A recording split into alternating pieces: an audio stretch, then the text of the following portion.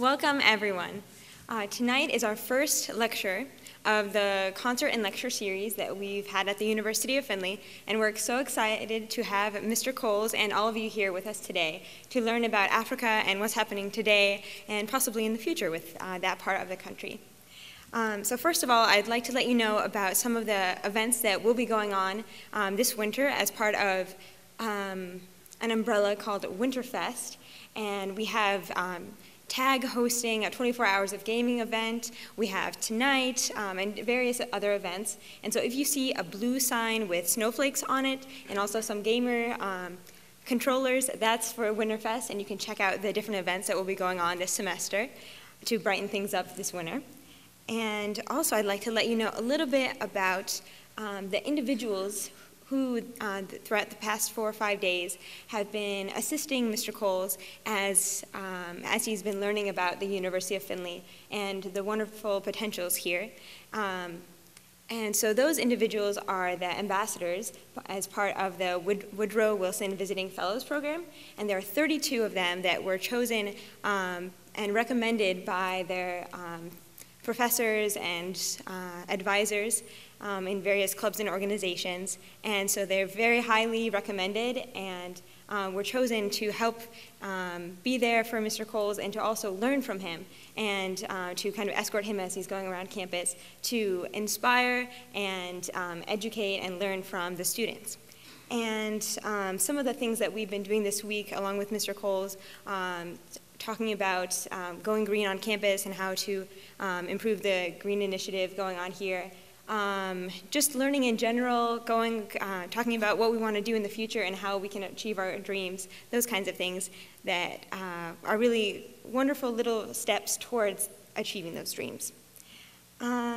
So, up next, we have Liz DeLuca that will be telling us a little bit more about the Woodrow Wilson Visiting Fellows Program. So please welcome Liz.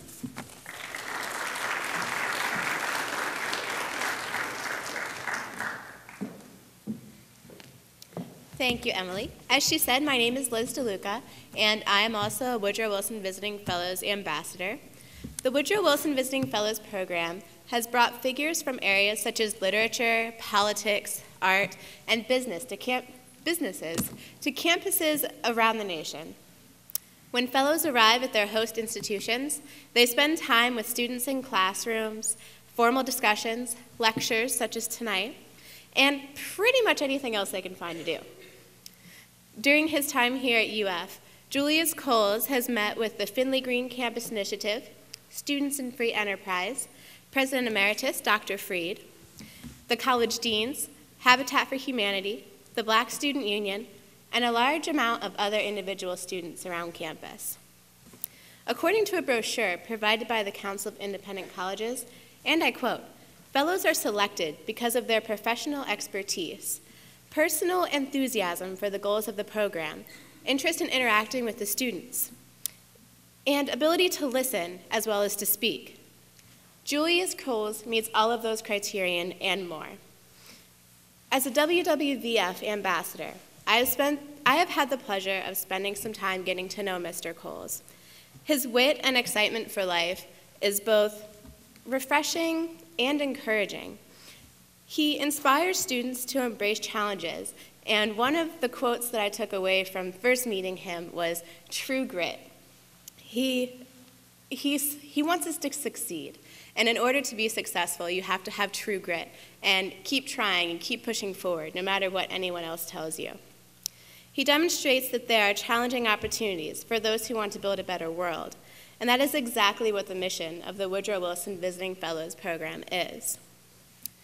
We have all been waiting for just the right person for the first lecture in the concert and lecture series, and our first Woodrow Wilson Visiting Fellow, Mr. Julius Coles, was perfect for that job. To tell you more about that will be Brandy Geis, another Woodrow Wilson ambassador.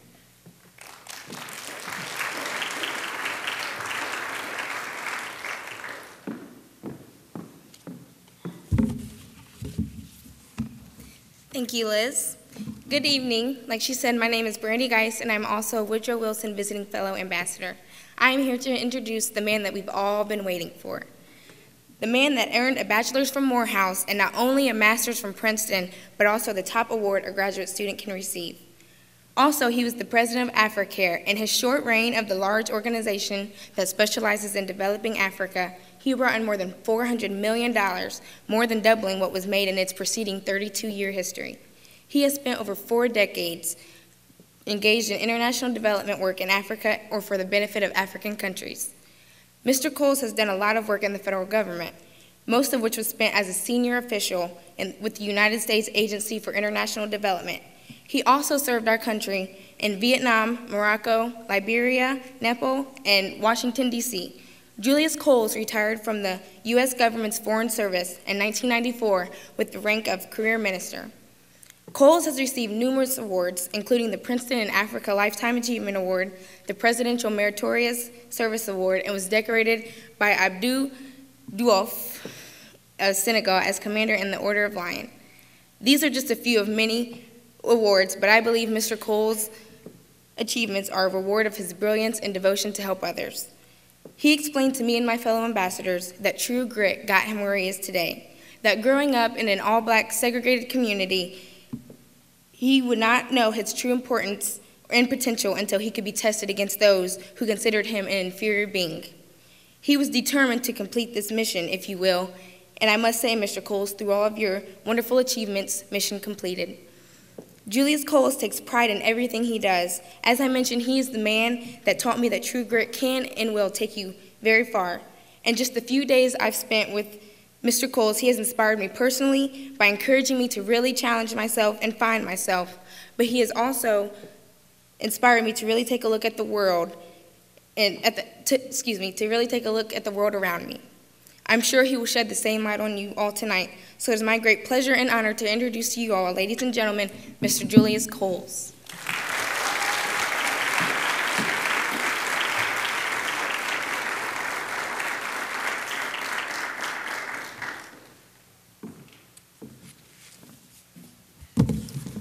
Thank you very much. It is indeed an honor and a pleasure to be here at the University of Findlay.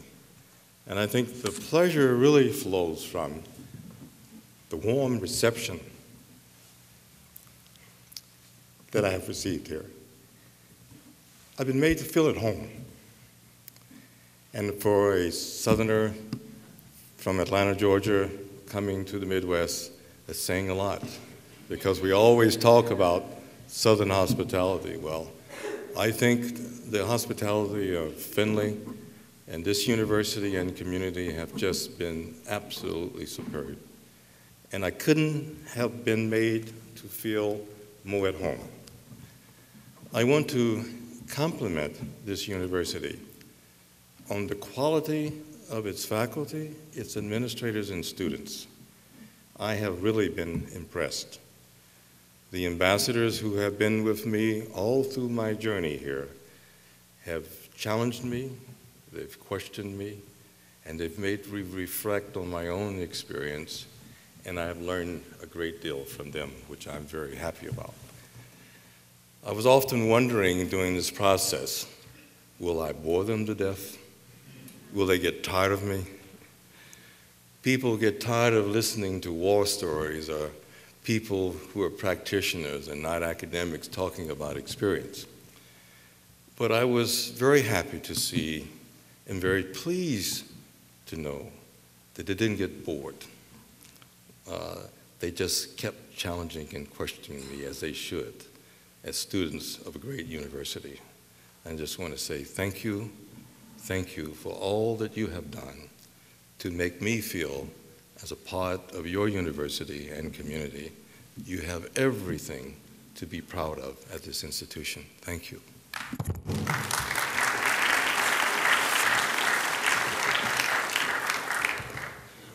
Let me give a special thanks to President Phil.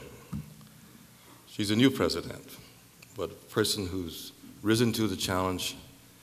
And I think, and even though I'm not on the board of trustees, I'll say you made a very good choice. And I'm sure that she will take this university to new levels with an openness, a receptivity, and an orientation to students that is most welcome. When you look at university administrators, and I've seen quite a few, not all of them are student-oriented. So I think that you are very, very fortunate here to have her leadership and guidance. And I also want to thank Dean Lord Hayes for all that she has done. We have communicated by email, by telephone. She has picked me up every morning, made sure that I didn't oversleep, and when I overslept, she says, all right, it's okay. You'll be all right. But the energy that she has shown has been really fantastic, and I think she has contributed to that welcoming sense that I have felt throughout my stay here at this university. It's not often that I get a chance to leave my own comfort zone in Atlanta, Georgia, and come west. My father is a Midwesterner himself, so I have some identification. He was a farm boy from Iowa, so I'm not that far removed from you. And so I feel that I'm really home, and you have made me feel even more at home. Sort of reflecting, how do I make my speech interesting to a group of people who have probably not had a lot to do with the continent of Africa? Such a vast place. You can put 3 United States into the continent of Africa and still have some room left over. How do you describe a continent where I have spent almost 50 years of my life traveling and working and trying to understand what that continent is all about? It has not been an easy task, for there is a lot to learn. And what I want to do to you today is to give you some capsule views of a complex continent that contains many languages, many peoples, and is so beautiful and attractive that I have never found myself bored or felt that I was not appreciated. It has also made me feel at home. I first went to Africa when I was 19 years old as a student. I was a sophomore at Morehouse College, and this was during the type of the civil rights movement. Many students were wearing dashikis and afros and all those things, and I don't think we really knew what they were or what they meant. And I was like Adam here, who is the president of the student body here at Findlay University. I was the vice president and a secretary in the student government, but engaged in student politics. And I said to my fellow students, you need to send one of us to Africa so we can understand what's going on. And I'm the chosen one. So I put a motion before the student body. We were only 900 students in those days, that each one of them would pay $1 to send me to Africa. So my first visit to Africa was paid for by students. How many students would sacrifice their own resources to send a fellow student abroad? Not many these days, but I think some of these students would here. But it was an interesting thing to happen because it was my fellow students who gave me my first opportunity to travel abroad. And so I've tried to encourage the students here to look for innovative ways of carrying out their dreams. Don't say that I can't do something. Yes, I'm not John Wayne, but I thought the movie True Grit really expressed something to me. It said that you have the will and the desire to do something and to achieve something, to meet an objective. If you really put your mind to it and stick to the mantle and show true grit, you can get there. One expression that I did not hear tonight, that I tried to leave with them, but I heard earlier in the halls when we were talking, It's something that I learned when I was a student in the civil rights movement. And we had a song that said, "I ain't gonna let nobody turn me around." And that mantra has carried me so far in all that I have tried to do. In graduate school, in the Foreign Service, with many obstacles placed before me, I've often said to myself quietly, in deep breath, I ain't gonna let nobody turn me around.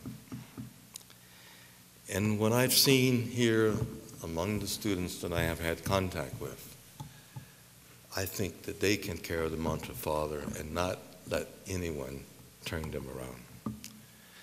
So I say, go ahead, set out your goals, put out your objectives, you can do it. And I believe that they can do it from all that I have seen. But tonight is not to talk about the path that life has taken to me. It is to come back and to reflect on this vast continent of Africa and try to make it interesting to you. The first thing I want to look at is Africa's economic situation and where we are and what it looks like. When we look in Africa, we must say that it is a continent of poverty. It's not to say that everyone on the continent of Africa is poor, but a lot of its people are poor.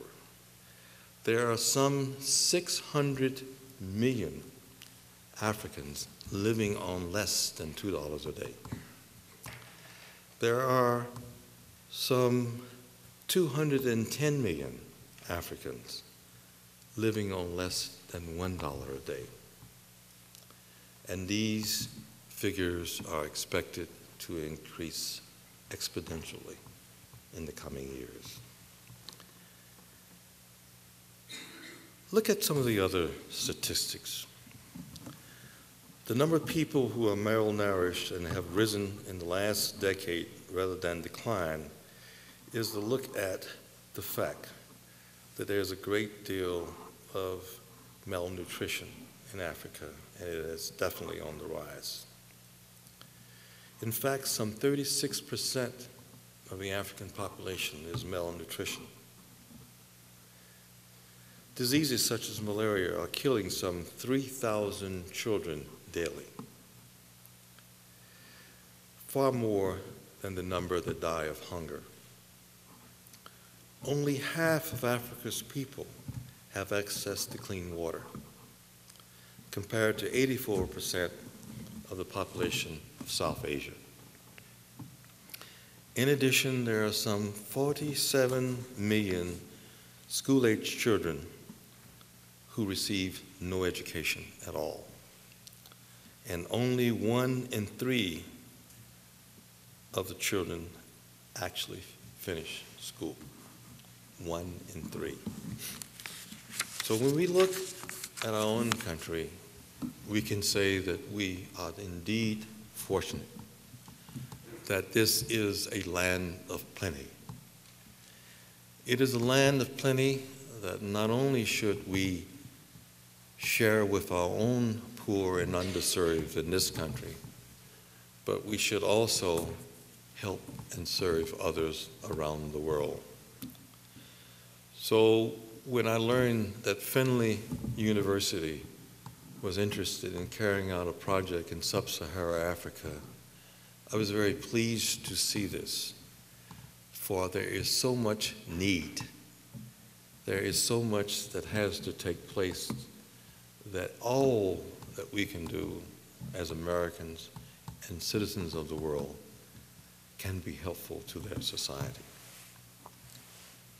Let us turn now and look at some of the long-term trends and major problems confronting Africa.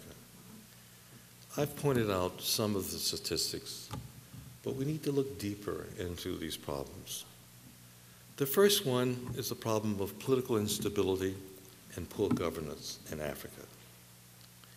If we go back historically in Africa in 1957, when the first country was granted independence, and that was Ghana, almost all of the other countries in Africa achieved their independence and was self-governing by 1965. Only 3 years later, there were a total of some 64 military coups in that short period of time. 64 changes of government. That's something to think about. Many African governments have also been ruled by dictators, or, as we often call them, potentates, or military leaders. But that's a fact.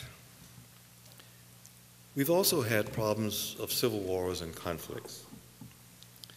What have been some of the major and prolonged conflicts that have plagued the African continent? Including the Sudan.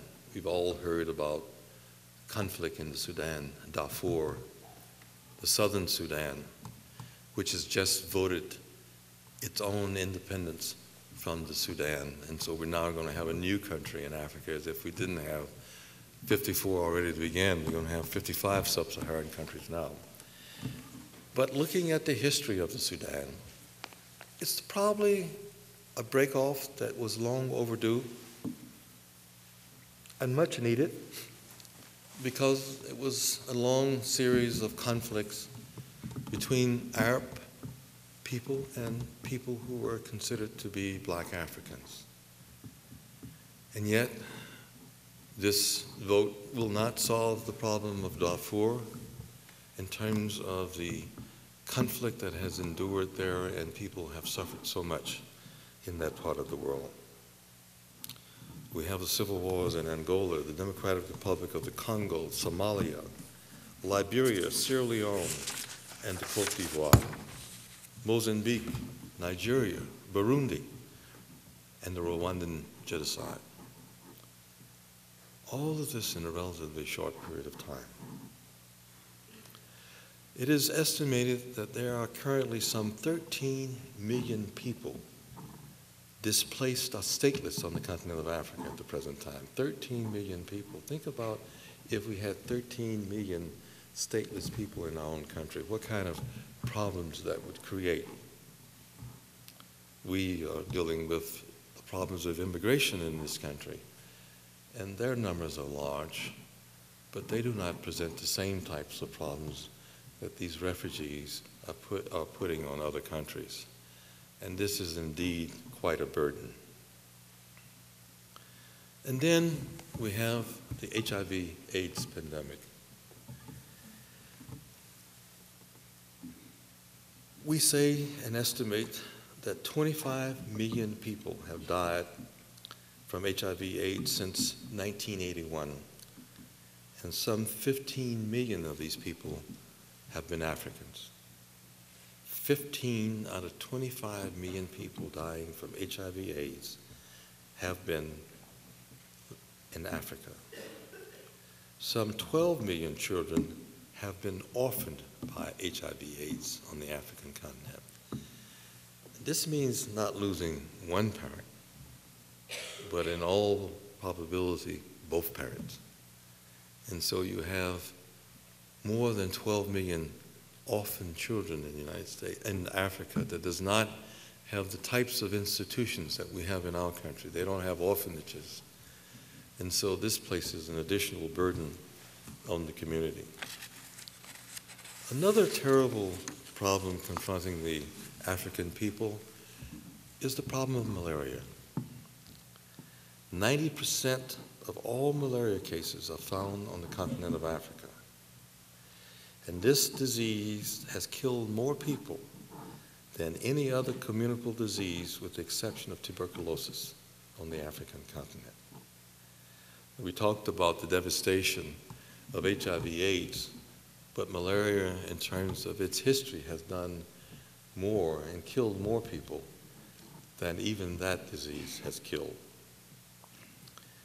It is estimated that over 1 million youth die from malaria, and most of these youth are Africans on an annual basis.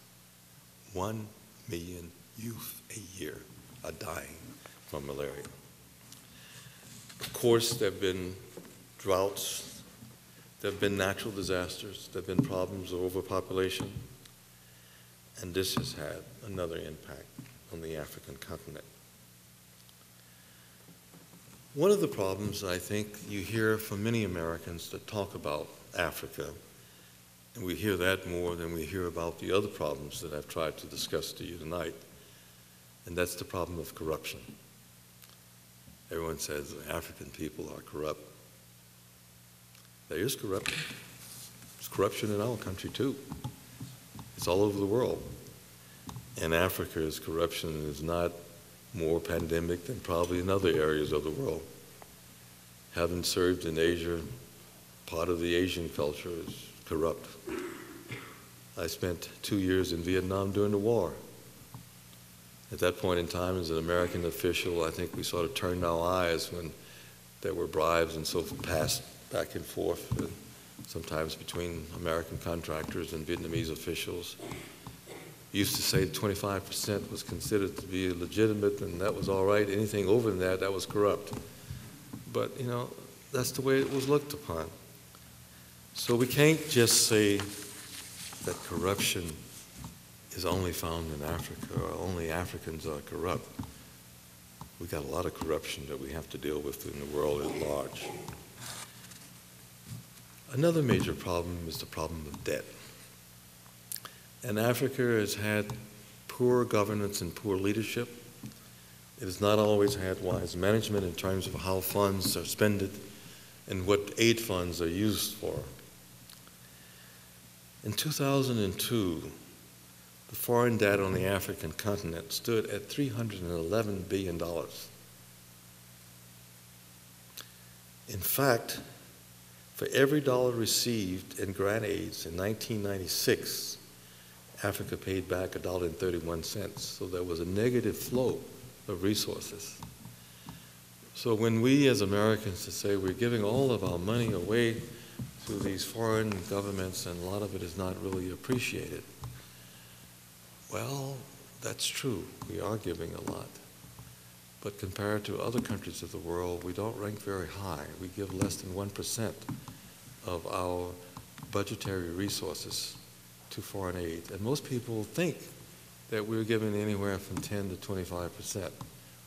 We are the richest country in the world, and we rank 26th or 27th in terms of our own per capita aid given in the world. And that's a figure I think that we need to reflect upon, that we can give all of our resources away, but do the underserved and the poor in the world deserve more than less than 1% of our budget? There are those who would say that we are not very generous as a people, and even though that we think that we are generous, very often people say that we're not as generous as we should be, and that other countries are much better off. The United Nations has set a goal for developed countries like our own in terms of what that percentage should be, and that percentage is around 7%. And what countries in the world have met that percentage already? I think you would find it very interesting to know which countries they are. It is not our country that has met that goal, as I explained to you earlier. It is the countries of Sweden, Norway, Switzerland. Those are the small countries that are giving more than the bigger countries around the world. They are the ones that rank the most and are giving the most resources. But now that I've painted the negative picture, let's turn and look for the prospects of Africa in the future. And here I think we can say that there are some very positive trends that are occurring on the African continent. And these positive trends, I think very often we don't hear about them. But I want to make sure that you understand that everything about Africa is not negative. And the first one is a sort of amazing one. I think there are people in the audience, I know there are some economists there and so forth, but when I say that Africa's population is expected to grow to about 2 billion people by 2050, in spite of the fact that 1 out of every 5 children under the age of 5 died every year. So even though there's a high mortality rate among Africa's population, there's still a substantial increase in the population that's going to occur. So we're moving now in 2011 from a population of around 800 million people to 2050, some 2 billion people. So this means that Africa will have one of the youngest populations in the world. Ours is a graying population. So people who are looking for labor, people who are looking for trained labor may turn to Africa in the long run for sources of labor. As we look to China and India in terms of cheap labor and so forth, that increasingly Africa will become that source for the world. I don't pass judgment about exploitation of cheap labor and creating problems for our own society. But it means that we as Americans will have to become more high-tech, we'll have to become more service-oriented, because this is where our comparative advantage lies. And then I think in terms of the world economy, we have to look at the comparative advantage that our own country has and then take advantage of that. But those things that are no longer profitable, that can be produced cheaper, we cannot put up enough tariff barriers or protectionists to try to shield us from the world. Those days are gone forever. The global community is a global community, and sneezing in one country will have an impact in another. And we cannot hide behind our borders and say that we don't live in the world community. Those days are gone. And people will move to where they can get cheaper labor and make profits. It's just the way the world was. We used to divide the world in terms of communist and non-communist society. Those days are gone forever. The Chinese are more capitalist than we are in some ways. Just go to China and see it for yourself. I had been a student of China when I was in college, and when I went there the first time in 1999, I could not believe what I saw, because I had been given the impression that we basically had a bicycle society. Well, that may have been so 50 years ago, but that's no longer the case now. Very modern, very contemporary place. And we're going to come back to China because that's a very interesting country in terms of looking at the continent of Africa and what is happening there. But one of the most important things that I think I want to share with you, that economic growth rates in Africa have been much better than they have been in the earlier part of Africa's history. In 2003 alone, the growth rate in 24 separate countries exceeded 5%. In the last decade, 10 countries had an annual growth rate of over 5%, with 3 states over 7%. And we know where our growth rate is now, almost negative. It's almost 1% or 2%, and Africa is growing at a fast rate. So half of the African continent has a high growth rate. And given our difficult times and so forth, Africa has been shielded because it doesn't have the banking system. It doesn't have the interaction in the world economy that the more industrialized states have. So it has been behind and lagged behind, and has not had the real impact on the African continent that it's had in terms of our own society. This is in sharp contrast to almost 30 years where Africa's growth rate was about 1%. So we can see that growth is occurring in Africa, progress is occurring, and I have seen that. But one of the most interesting facts, I think, that we are learning is that Goldman Sachs, we all know about Goldman Sachs here in this country, don't we? Because that's where people make the money and they turn the money around. They wrote a report on Africa, and that report predicts that Africa's real growth rate for the continent as a whole could accelerate to 5% altogether for the next 10 years. Decline to 4.6% for 5 years, and then have close to a growth rate of 4% until 2030. Now, when you think about the sort of economy that I've talked about in the first part of this, looking toward the future, there's optimism of growth and development occurring on the continent of Africa. So Africa becomes a market possibility for our country. Let's look at the progress that's been made in democracy and governance. From 30 to 40 years ago, many African countries were run by dictatorships or military leaders. Now such governments in Africa are in the minority. More than 2/3 of the countries on the sub-Saharan Africa are considered to be democratic or have multi-party elections. And that is truly an achievement on the African continent. Who are some of these countries that are considered to be democratic? I think you might be interested in them.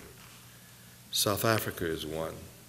Botswana is another. Tanzania, Senegal has shown elements, even though it seems to be headed in the wrong direction now. Benin, Ghana, Mali, Namibia, Malawi, Zambia have been some of the most progressive ones. What are some of the more dictatorial countries that remain? Equatorial Guinea, Togo, Zimbabwe, Central African Republic, the Democratic Republic of the Congo. So you have a mixed picture, but the trend is very positive, and I think that that's a good sign. Another deals with the whole regional organization, the African Union, and we consider this to be hopeful. At one point, you had an organization that we call the OAU, the Organization of African Unity. And one of the themes of that organization is that you didn't interfere with another state.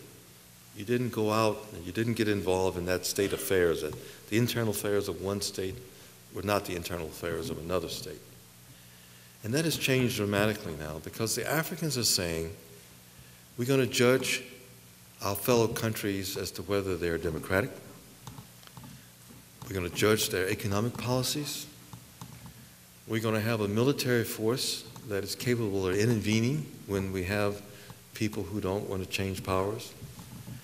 And this organization is going to be put to the test very soon in terms of what action is decided to be taken in the country of the Ivory Coast or the Côte d'Ivoire, where a president has been rejected.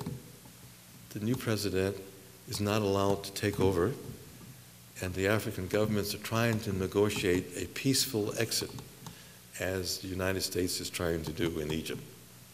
And the question is, will this organization be successful in that regard?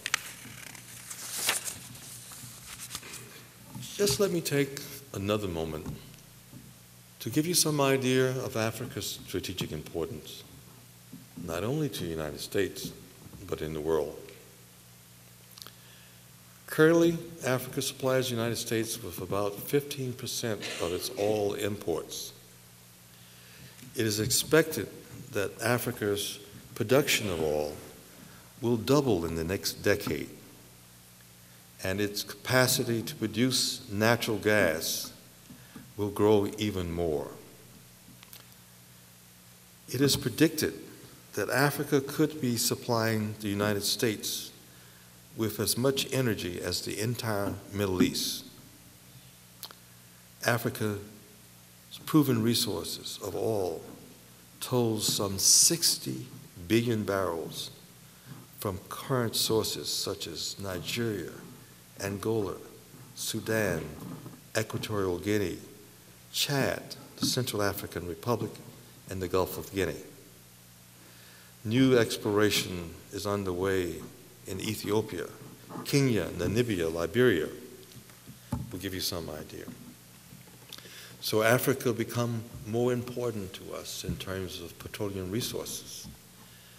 Your own Marathon company here in Findlay is working very heavily in Nigeria and in Equatorial Guinea. So this is important to us. But let's look at the other mineral resources that are of abundance in Africa and very important to the industrialized world. South Africa alone has 88% of the world's plutonium, 72% of the chromium, 80% of the magnesium, 30% of the titanium, 40% of the gold, 44% of the vanadium, and other mineral-rich countries include Guinea with 1/3 of the world's bauxite, Botswana with 25% of the diamonds, Zimbabwe with 12% of the world's chromium, and a large supply of plutonium. Niger is the world's largest supplier of uranium, and the Democratic Republic of the Congo has the largest deposits of copper, cobalt, and gold. These are all strategic metals required in our defense industries and in other industries that are important to the successful economy here in the United States. What is happening in terms of these resources? Who's out to get those resources? Well, one of the new giants is China. China and India are now coming out and being competitive to the Western industrialized countries in the exploitation of resources. In 2003, China displaced Europe as the world's largest consumer of most raw materials, including copper and aluminum. In 2005, China displaced Japan as the world's second largest consumer of petroleum. And by the end of 2006, it consumed 7 million barrels a day of oil. Nearly half of this was imported, and 1/4 of it came from Africa. In 2006, China's trade with Africa totaled some $36 billion, 3 times what it was in 2002. So we see a dramatic increase in China's activity in going after these strategic resources. Now I would like to talk a little bit about the Obama administration in Africa. Ohio was very important to Obama. Without Ohio, he probably wouldn't be president today. But before I get into Obama, I have to go back and give my really expressions of gratitude for a president that's not well appreciated by the American people or even by the world in many regards, but someone who took our country to another level in terms of its humanitarianism toward Africa. And that president was George Bush. George Bush raised the ante and has done more than any other president in the United States to help the people of Africa. And I stand here today not as a Republican, but as a person who has seen that happen and say that this is a fact. He did it. What did he do? He tripled foreign aid by raising these levels from $1.4 billion in 2001 to over $4 billion by 2006. Some of the initiatives taken by him, including the establishment of the Millennium Challenge Account, which is providing billions and billions of dollars to selected countries around the world that are considered to be progressive and doing good things. He also established the President's Emergency Plan for AIDS relief, which is called PEPFAR, totaling some $60 billion to help the people in the world, and a $1.2 billion malaria initiative. All of this was done in a relatively short period of time, and he's never really gotten the public acknowledgement for all that he did to help underserved people around the world. The Obama administration has moved very cautiously in terms of foreign aid in Africa. Some people would think that a president from Kenya and the origins would be very receptive to Africa. But I think Obama has lived true to his word that he is a president of all the people and the American people first. And so he has not moved very aggressively on the African continent. He did make one trip to Africa in 2009. He went to one country in sub-Saharan Africa, and that country was Ghana. And he gave a speech there which he called The Simple Truth. And he said that Africa's prosperity can expand America's prosperity. Africa's health and security can contribute to the world's health and security. And the strength of Africa's democracy can help to advance human rights for people everywhere. George Bush was the most traveled president in the history of our country on the African continent. His wife was there more times than he was there. I think she visited Africa 4 times. George Bush was there 3 times. No sitting president has ever been that often to the African continent. So, what has the Obama administration said that it's going to do? It's announced the Feed the Future program for a $3 billion global security initiative that will support emerging countries to help them to grow more food. He's also called for a global health initiative.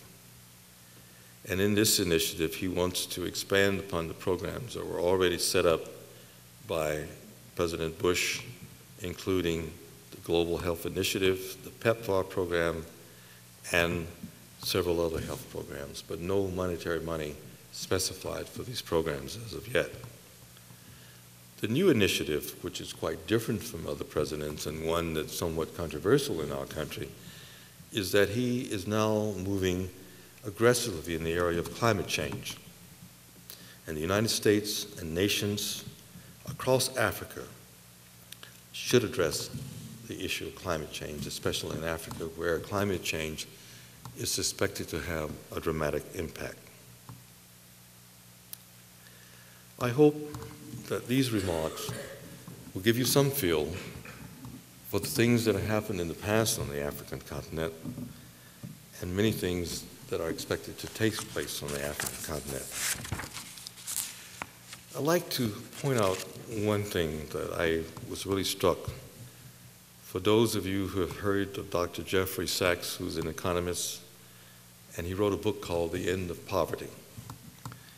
And in this book, he said, in 2002, the United States gave $3 per sub-Saharan African. Taking out the parts for United States consultants and technical cooperation, food and other emergency aid, administration costs, debt relief, the aid per capita came to a grand total of 6 United States cents. 6 United States cents. That the donations per capita were $3, but when you took out all these things, we ended up only providing 6 cents per African. We have a long way to go. Let me close with another quote that I think strikes the type of idea that I'd like to leave with you tonight. And this is from President John F. Kennedy. He said, if a free society cannot help the many who are poor, it cannot save the few who are rich. Thank you. Thank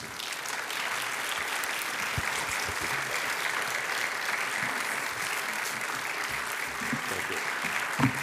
Thank you very much.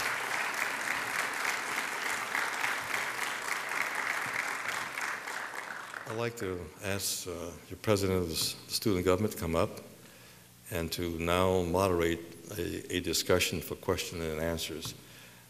I've taken a lot of time, and I hope you have a little bit of time, but I'm a very open person, and I'd like to hear what's on your mind and any questions that you might have about some of the comments that I've made. Adam, you want to take over? Thank you. Thank you. I think if you'd like to just go ahead and raise your hand, we can call on you, and then Mr. Coles can go ahead and respond. Dr. Walper. I was one of the fortunate 6 that happened to go over an interview in 5 of the countries on the trans-Saharan continent. I was very moved in all my world travels.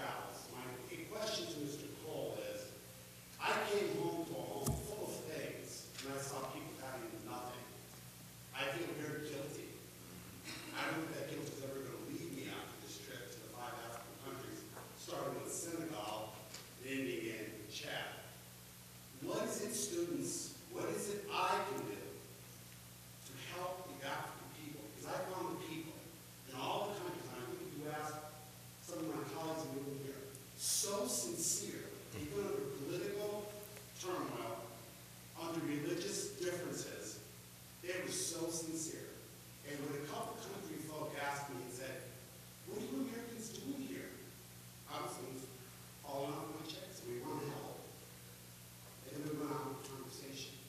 But what is it, when you said 6 cents gets to people, what can we do as students, as ambassadors, as people entering maybe retirement age in a few years, where we can use our time wisely? What is it that we can do to help conquer Africa and maybe sub-Saharan? From my perspective, there are many things that you can do, no matter what your profession, no matter what your status is in life. One, and I would say the most important one, is to read and understand what's happening in the world and where Africa is. Two, to make people aware that we are a generous people, and we should do more to help the less fortunate people around the world, including Africa. But of all the areas of the world, that Africa is the poorest area of the world, and maybe we should make our own politicians and people who make the laws and make the budgets aware that Africa should be given special attention. We should not just say it's a corrupt society and we're not going to get anything out of this. The 50 years that I've been in and out of Africa, I've seen a great deal of progress. And that type of argument doesn't convince me that there's so much to be done and people need so much that anything that we can do to help is appreciated. What do Africans want more than anything else that outsiders can help with? One is the question of education.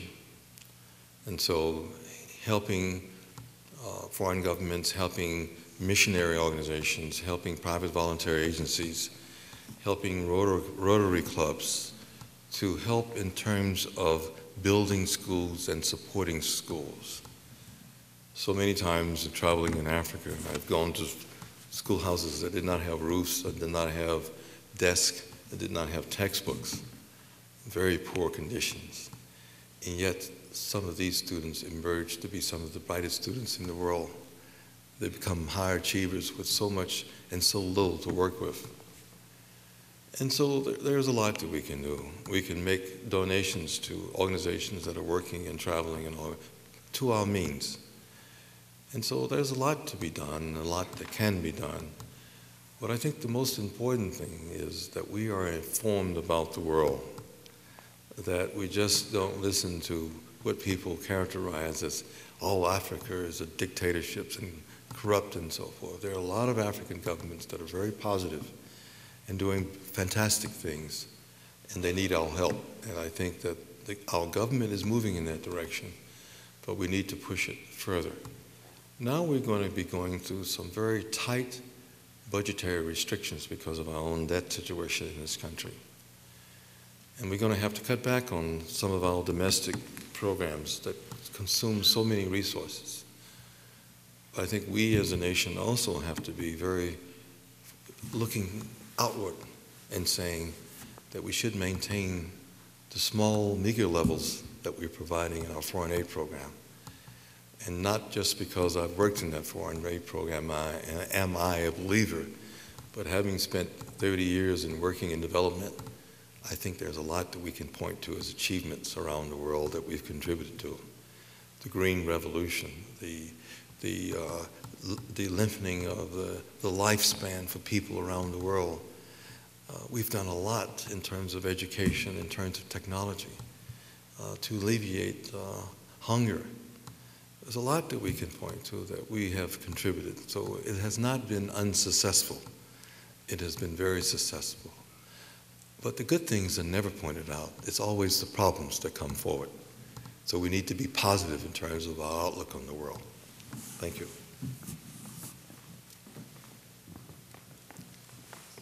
Dr. Sears.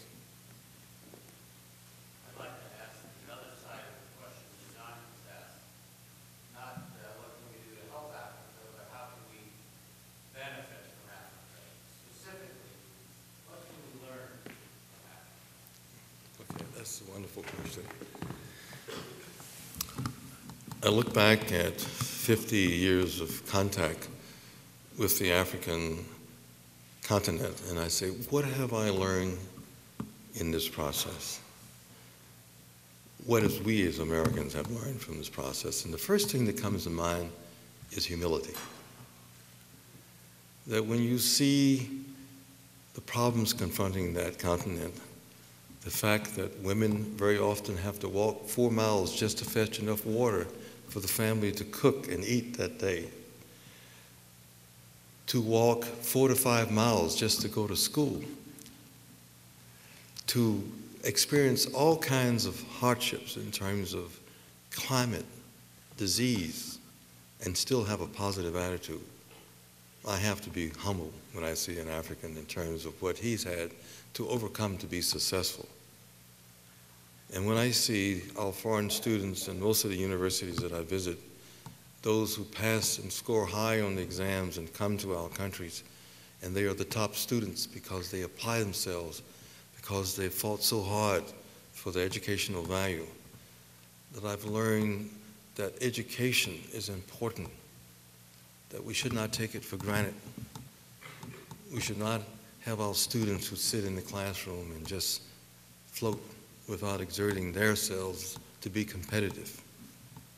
That we should be in striving to make our own country competitive in the world. Our competitive edge keeps slipping, and what can be done to maintain the talent in this country and the desire to be and to continue to be a leader in the world. I'm not saying that we should be number one. I think those days are gone forever. We certainly shouldn't be number 27, number 13, and number 40 as the statistics that are coming out today. But I've also learned from the African people there's a joy of life.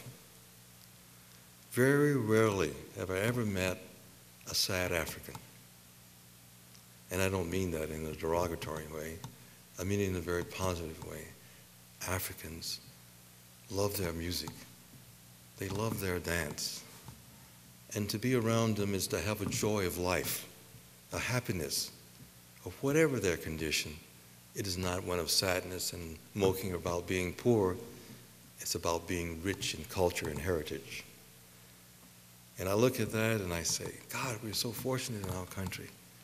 Why aren't we that happy? So there's a lot to learn.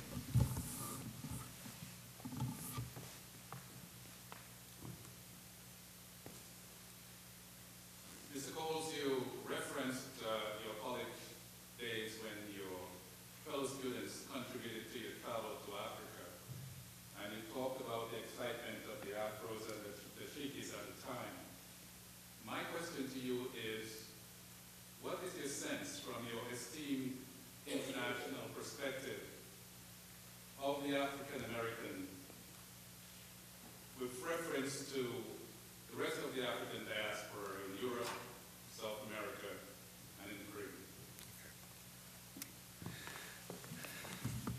That's a very important question. Thank you for that one. When I talked about the 1960s and the 1950s, there was a close identification of African Americans with the continent of Africa. I don't think we understood what that close identification meant. It was trying to develop pride. And the fact that African countries were becoming independent, they were becoming heads of state of their own countries, and they're deciding their own destinies and getting rid of the yoke of colonialism. And that gave some pride to us, because in many cases we were fighting for our freedom and Africans have fought for their freedom. And so I think that this was a positive influence. Didn't know that Africans didn't wear dashikis and they didn't wear afros. But that's all right. But you know, we learn, and so we don't see more afros and dashikis these days, but you know, the Africans look just basically like most people around the world. I mean, they may wear different clothing, but they don't wear dashikis and afros. So I think most Africans kind of laughed at us and say, what are these people doing? You know, what are they trying to prove? But what is the situation now? I still feel that while more African Americans have traveled to Africa, in terms of our population of around 30 million people, going on toward 40 million, that we really don't understand Africa. We don't have the knowledge of Africa.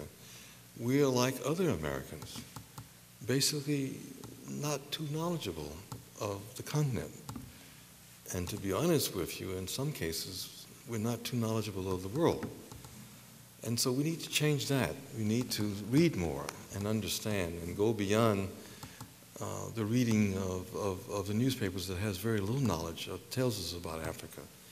So we need to try to educate our children about the realities of Africa and to get them to travel to Africa to understand. There's only a small group of people who are talking about working with other people in the diaspora. And these are academicians or people who are very well read, but they do not represent the masses of African Americans in this country. When we look at ethnic groups in this country that have been supportive of their country and their nationality, African Americans have done very little to pressure the American government to lobby for the continent of Africa, even on issues that are very important, such as Darfur and the Sudan, the Côte d'Ivoire. We talk sometimes big, but our actions are not very forthcoming. So I'm very disappointed that we are not more aggressive, we're not more supportive, and we're not more knowledgeable of the African continent. And we have to work at it. Not to say that African Americans by themselves should be that, but we as Americans should be that. But you know, there's something that all of us have wherever we may be, is ethnic pride. We are proud of being Italian Americans. We are proud of being Jewish Americans. We're all hyphenated Americans, and maybe one day we won't be so hyphenated, but we still are. And I witnessed here at this great university, one of the most beautiful things I've seen in my life is to see white and black students attend the Black Student Union meeting here. I've never been to a university that had white and black students attending an African Students Union meeting and discussing race relations in the frank terms and not being angry with each other, but being brothers and sisters. This is the America that I want to see. This is the vision that I dream of. And the country as a whole is not there yet. But if the students in this country can emulate what I've seen at Findlay, it would be a different world. Not to say that everything at Findlay is perfect, but it was wonderful to see that interaction, to see them jumping across the line on issues, not on the basis of race, but on the basis of belief and the basis of conviction. That's the America that I want to see. Thank you.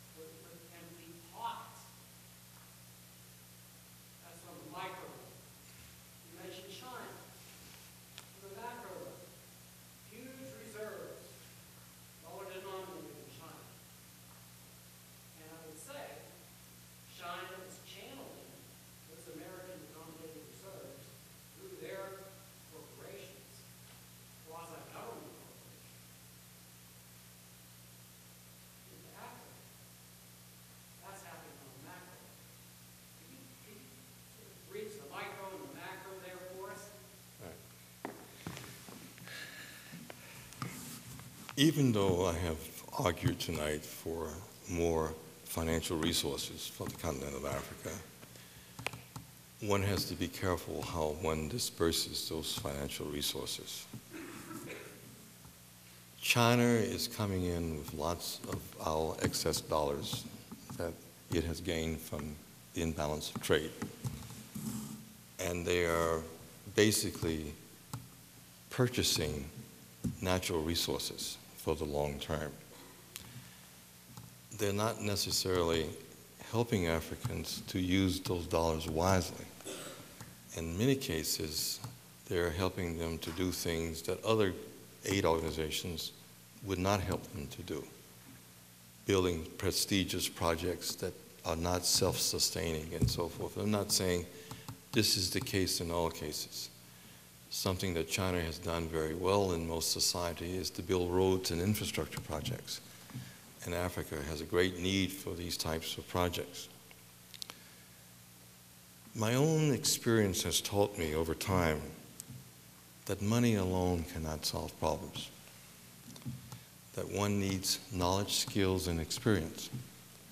So when we have these small projects like Findlay's Rotary project with Sahelian countries, we're taking entrepreneurs out of their environment to bring them to this country, to teach them business skills and capital utilization skills that we are very good at, and that they, in their societies, are not so good at necessarily. So I think that we, even though a small project well designed can have a major impact. If these people that are brought over and they learn business skills, ways of utilizing capital in a better and efficient manner, and they take that and apply it to their own society, then you have contributed to long-term growth. So I say you need capital resources to carry out development, but you also need to transfer technology and skills. And I think that this is an area that America has an abundance of. And sometimes we don't do it effectively.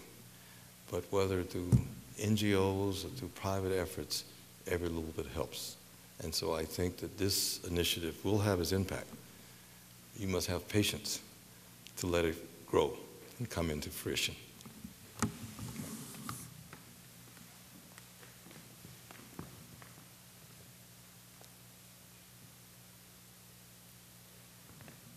I would encourage students to also ask questions of Mr. Coles. Do any of the students have questions for him? We talked about these questions exactly that. I want to switch a little bit and maybe go back to Joseph. In all your travels throughout Africa and what you've done there, is there one moment in time that you like to revisit again? One area that had the most impact on you that you like to go back to and revisit and do over? That's a very good and difficult question. When one looks back 50 years of travel and work in Africa, what would I have done differently than I have done to where I am now in the point in my life?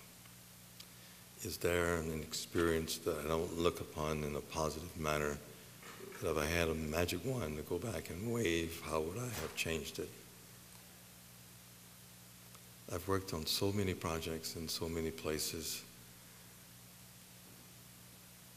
If I had to look back on that experience,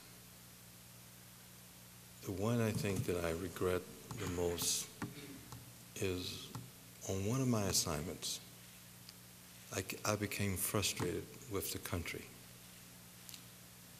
This is a country that I came to as my first sub-Saharan experience after having served for 2 years in Vietnam during the war, 3.5 years in Morocco, and here I am in sub-Saharan Africa, and I was looking forward to that assignment. And that country was Liberia. As an African American, I felt somewhat uneasy of how African what they call Americo-Liberians were treating their so-called native Liberians. And even though they said that the country had come a long way, it was still like a caste system, where there were a group of people who were favored over another group of people, and then not a sharing of the resources to the society as a whole. That the people who had been in the United States and returned as slaves, and even though they say that these people have integrated really into the Liberian culture and life, there was still a large schism between the American Liberian and the Liberian people as a whole. And I felt that this is not right. And here I am working for the US government and basically trying to help change that situation, but really feeling somewhat impotent to really have an impact. So frustrated that I asked that my tour in that country be curtailed because I didn't give it a chance to work at it. As most places that I've gone, I've stayed 3.5 to 4 years to make sure that what I carried out was implemented. So if I've always felt guilty that here was a country and a society that needed my help more than any other, and yet I was not willing to fight out my frustrations and to remain in that society to help them to prosper and to have a successful change of government. And then to come back at a later period, and when I was in the American government, and to be on the other side of the table with Sergeant Doe and trying to get him to be enlightened in terms of what he had done in terms of ruining the country. So what I was critical of in terms of American Liberians, when the native Liberians took over, they destroyed the country.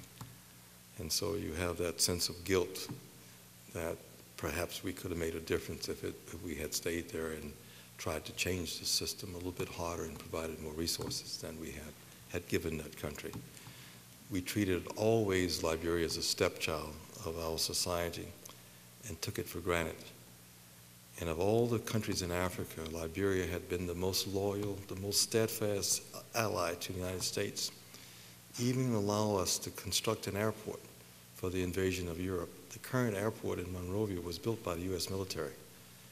So here was our ally and friend, and yet when you go to Liberia, it's probably the poorest country on Africa, and yet it is considered to be the country that has been, quote unquote, colonized by the United States.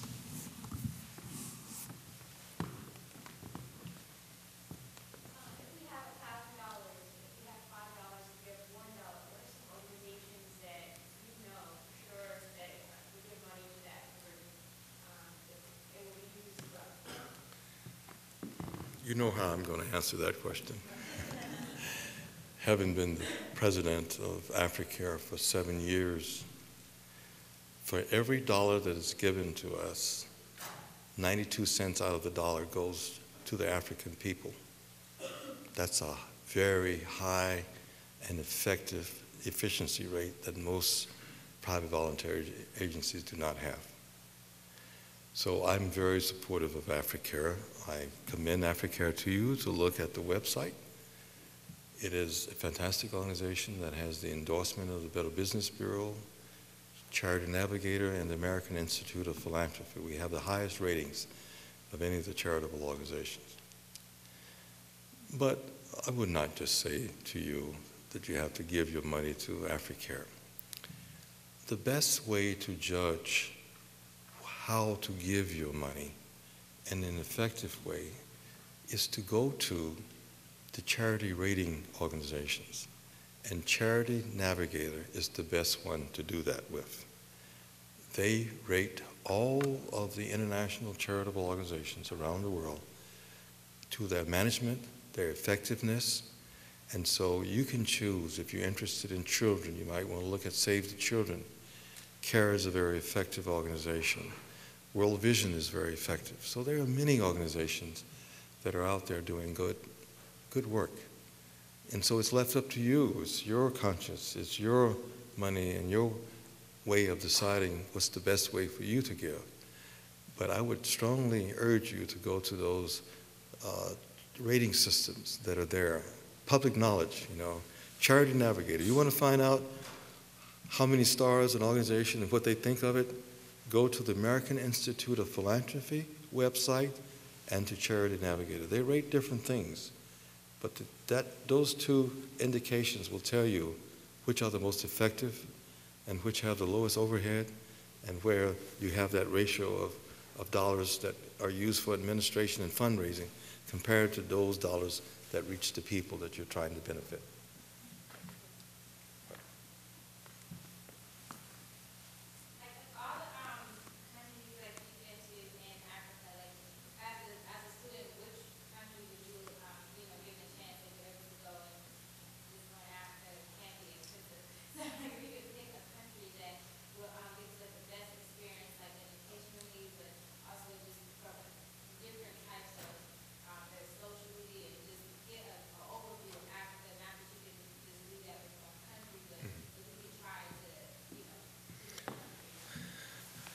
I can say to you that I have my favorite countries. Depends on what you want to do. I think that Africa provides very fertile grounds to develop yourself in many ways. It can teach you a language. It can give you exposure to life sciences. That's really fantastic. It can provide you with opportunities to see a diversity of cultures without even leaving a country. And there are some environments that are much easier than others. So if I were to say to you that if you did not want to learn a foreign language or to be involved in learning another language and studying in another language, on the west coast of Africa, the country that I would recommend a student to go to would be Ghana. Ghana is fantastic. You have a stable government, good university system, a great urban centers, and a great rural area to look at. And the people are fantastic also.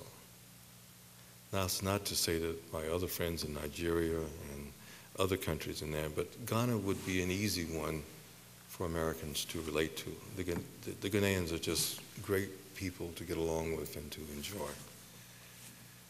And then you want to look further to the east. I still think that Kenya has a lot to offer, but this is not the time to go there. I think there's going to be a lot of political stability in Kenya for some time to come. So I tend to favor the neighboring country of Tanzania. Great government, no real tribalism that you will find in other countries, a good sense of development, good leadership, a beautiful country, great wildlife, great beaches, fun place for a student to have fun, and a great university system that's also very good. Another one that I must say is absolutely fantastic is South Africa. Johannesburg is considered to be a very dangerous place, but the Cape is still relatively safe and has great universities. And I strongly would say that Cape Town, the University of Cape Town, the University of the Western Cape, and then there's another university in that area that was an Africana university, but now it's become an English university in the wine country. It would be another one. I can't bring it up on my mind right now, but those are sort of the three universities that I would recommend in South Africa. But South Africa has come a long way in the relatively short period of time that we've seen the end of apartheid. And I think that South Africa, even with its crime problems in Johannesburg, is just a wonderful country to visit and to experience. And so I'm very strong on South Africa. And it's just a wonderful environment. So you have a whole world out there to choose from. But those are the sort of the three countries that I would say would be good countries, safe countries, and you would have a good experience. And for those of you who think that I'm anti-Nigerian, I did my DNA test and found out that my relatives were Fulani Yoruba, so I'm a descendant of Nigerians. And so I'm not hard on the Nigerians, but it's got to calm down a little bit more. It ain't there yet. Okay. Any other questions? Yes. You mentioned tribalism. Mhm. How tribal problem does that remain, and what areas of that Well, Africa is a continent of many, many, many thousands of ethnic groups divided into tribes and clans. And so it is a problem in the sense that Africa was divided up without attention to these ethnic and racial differences. It was divided up by European powers, and not along those lines. The borders don't make sense in many African countries. And in many ways, Africa has done a lot and achieved a lot just by being able to survive as countries with borders that really don't make any geographical or national sense. And so I say Africa is not given enough credit for what it has achieved given these problems that were created not of its own being. There are some African societies that are more homogeneous than others. Senegal and Gambia basically constitute one major ethnic group, but lots of subgroups. And they joke with each other about being Tuareg and Twala and all this other stuff. But basically, they are one language group called the Wolof people. And that has helped, I think, a lot in terms of stability in both of those societies. You get to a country like Ghana and Nigeria, you're talking about large numbers of ethnic groups, and that has been a major problem in terms of who comes to power and who looks out for their own people. And it still remains a problem in Nigeria. The next elections that are going to be held in Liberia could be a bloodbath if they're not handled right. You get into East Africa and you get into Kenya, a society that's very sophisticated, and yet it has still continuing ethnic problems that are not over with yet. I think the great contribution made by Julius Nyerere in Tanzania was to get rid of the ethnicity, that we are Tanzanians, we're more than Kikuyu or whatever tribal group you are, that your loyalty is to the Tanzanian nation. And you hear very little discussion of tribalism in Tanzania. You hear a lot of it in South Africa, but it has not been a problem so far. The problem there is the equitable distribution of wealth that has to take place there. And it's not over yet in terms of, will South Africa be a stable country that will survive when there are so many that are poor and so many that are rich and not a great developed middle class? And the political leadership from the ANC has somewhat enriched themselves and not done a lot in terms of spreading the wealth throughout the country. So I see other problems on the horizon in terms of tribal conflict and ethnic conflict in Africa. It's not over yet, but they've come a long way. And they should be given credit for what they've been able to achieve given the diversity that exists on the African continent. Yes.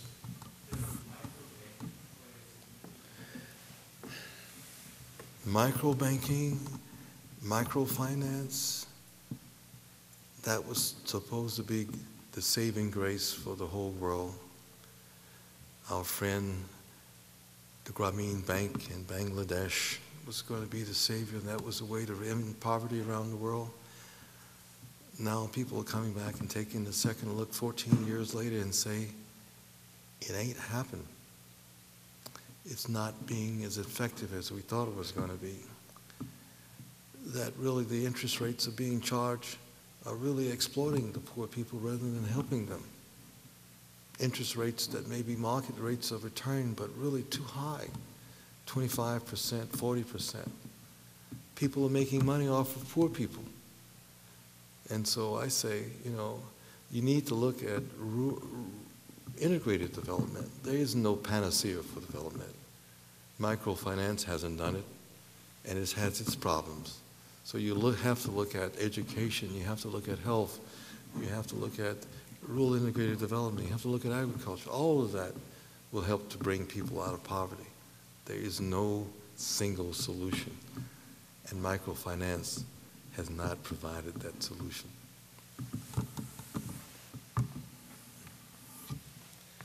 And interesting enough, the founder of the Grameen Bank is now in an investigation. A Nobel Prize winner for possible corruption and misuse of funds. Hopefully, let's hope that he's exonerated.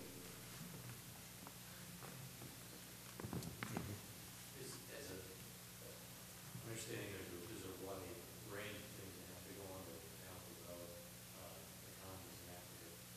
How big a role do you think entrepreneurialism would play in that overall development compared to NGOs and government investment?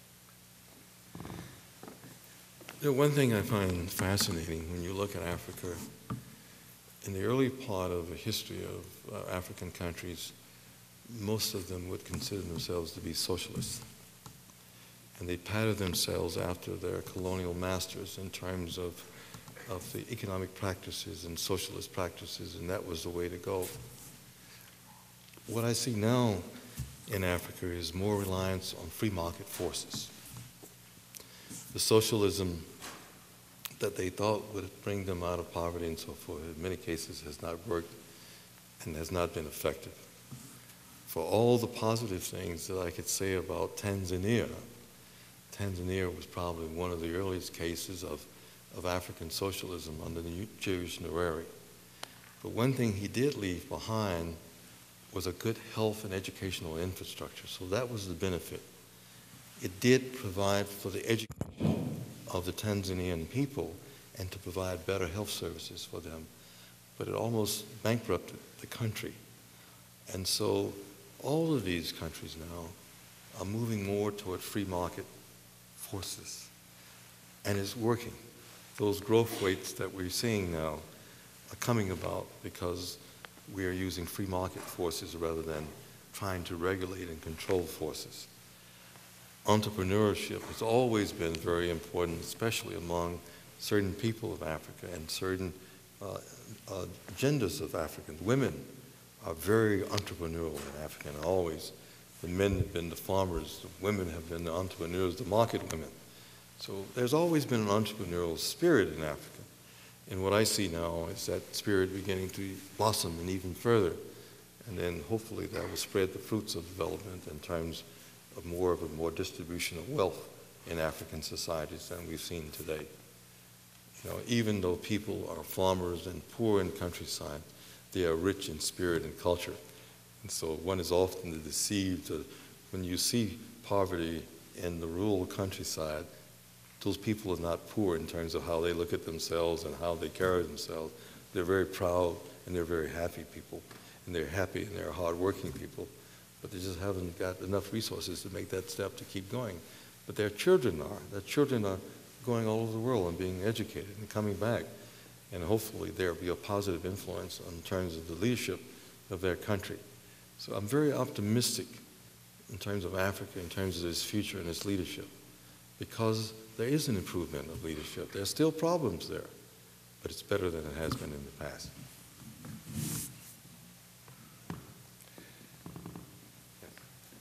How would you differentiate a good percentage of people in Africa are Islamic? How would you differentiate Islam in Africa with Islam in other parts of the world, as all fermentation is going on earth? Right.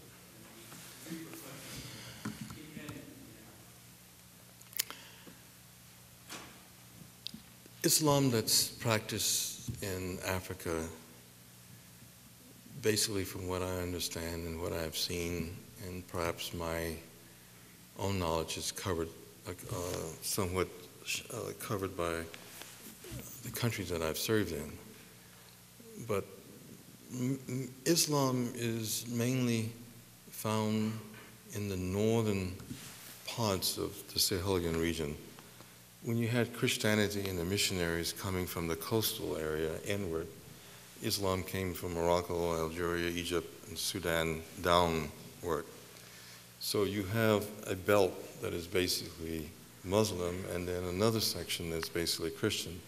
And in many countries, it can be 50-50, or 60% Muslim and 40% Christian and 10% animist in terms of religion. So there's quite a diffusion of religions in Africa and sects and so forth.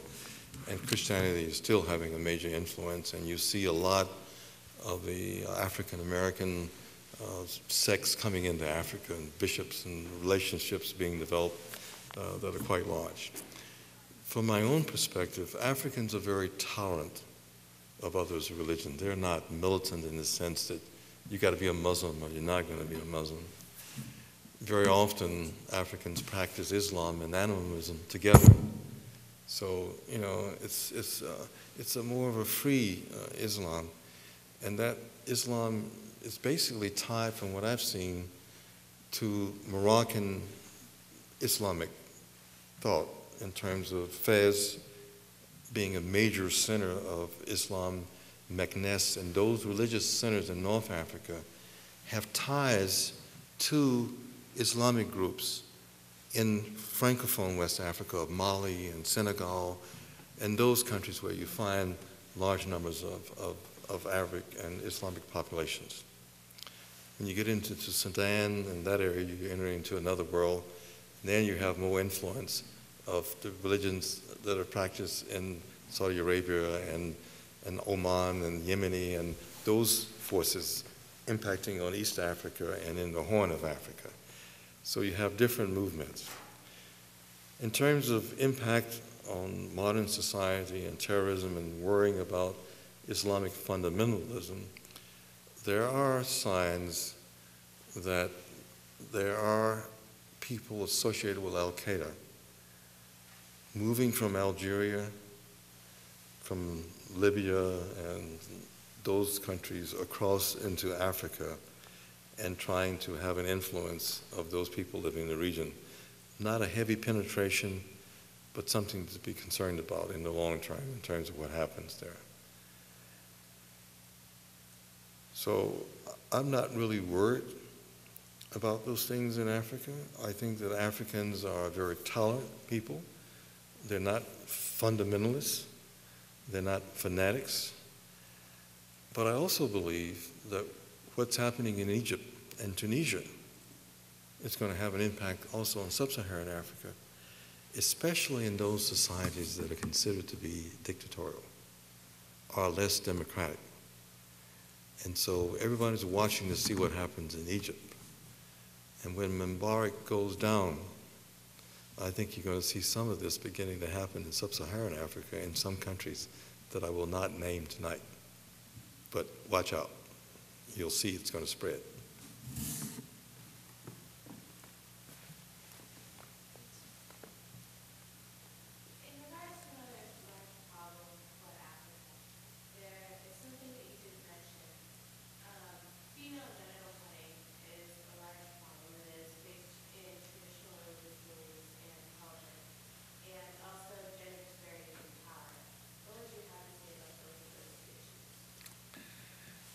Well, female genital mutilation has been a problem in Islamic societies, especially in Francophone West Africa. Those governments now have passed laws against that. Nevertheless, in some villages and so forth, laws cannot exceed tradition or overcome tradition in a short period of time. That it takes time to change cultural practices, and that Africa right now is undergoing a change in fundamental cultural practices that when it comes to female mutilation. And there are many African women's organizations that are now championing that did not exist before. The practice still exists, but it is much less than it was in the past, and I think it will be less in the future, but it will take time. It's not going to happen overnight. The second point is gender disparity. This has been a major problem in African society traditionally because African society, basically, some people may disagree, has been basically very male-oriented. In some African societies and some ethnic groups, it's the women who dominate. Lineage and those types of things are traced through the women.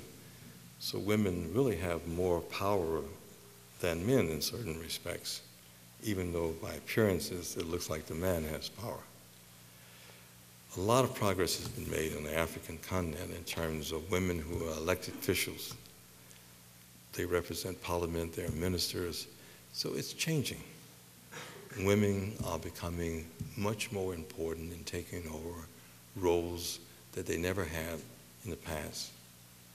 When we look at our own women's suffrage movement in this country, it didn't happen overnight. And if you look at African societies and think that they've only come a short time of some 50 years, they've done a lot in that period of time in terms of trying to promote gender equity. Yet much more needs to be done before that becomes a reality. But they are moving in the right direction.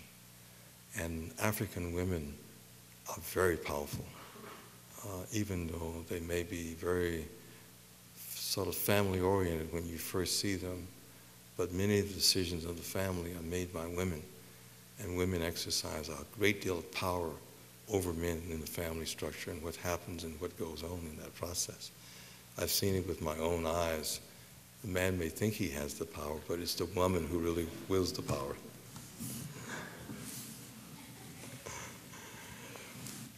I've kept you for a long time. We are at 9:30. We have a small reception where we can sit and talk socially. Let me thank you again for this wonderful opportunity to come here to your university. And I hope that I will not be the last Woodrow Wilson Fellow to come to your institution. And I hope that this will not be the last time that I come to your institution personally. It's been a pleasure to be with you. I have enjoyed it. And thanks for making me feel at home. Thank you.